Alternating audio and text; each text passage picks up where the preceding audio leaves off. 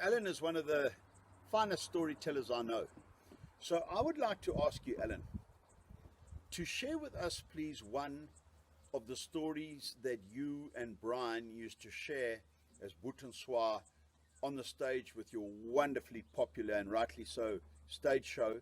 I know that my listeners would love to hear one of those stories.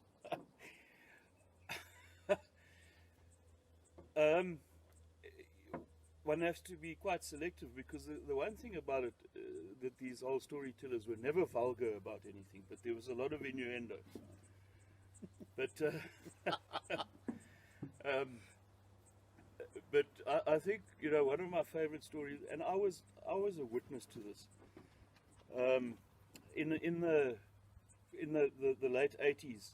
Of course, politics doesn't change, and the farmers were moaning about the condition of the roads, and they eventually got the representative of the then not divisional council but regional services council to come up and address us at the Farmers Association meeting. But what happened was, each Farmers Association in the area sent 2 delegates to this meeting to put forward their problems, you see.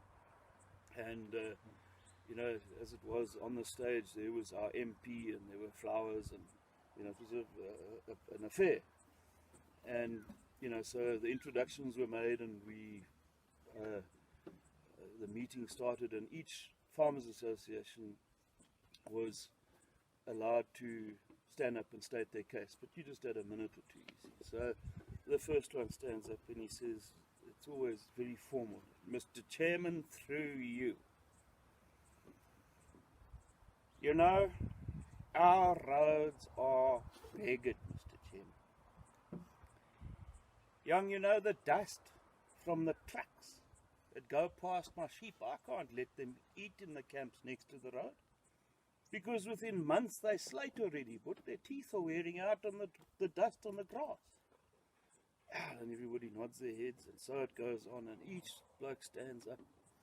And it's about the terrible states of the roads, and that something should be done about it. And we get to the representative from the Coombs Valley, who are notably fairly slow in thinking. And this bloke stood up. He said, "Mr. Chairman, I corroborate everything these other gentlemen have said, but to illustrate how bad the roads are, I've got to tell you a story." He said, we were at the tennis club on Saturday, and we'd had a few afterwards, a few refreshments, and one of the youngsters was on his way home, and Mr. Chairman, when you leave the club and you go up the hill, you get to the top of the hill there where that dip tank of Alfred is. As you go around that corner and down where that broken fence pole is, there's a corner at the bottom there. And this youngster was going a bit fast, and he came round the corner and he saw a vundla in the road, a rabbit. And he thought, I can't stop for this thing. I might as well clamp this vundla. What? There was a hell of an accident. Upside down in old George's Milliland on the left there, dust. Bucky was pegged. You know why, Mr. Chairman?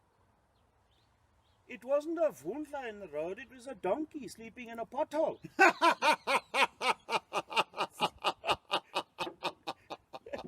Alan, that is fantastic. Oh, folks. Oh, you can just get a little bit of the flavour of these Eastern Cape stories and how they are told by my quite inimitable friend, Alan Weyer.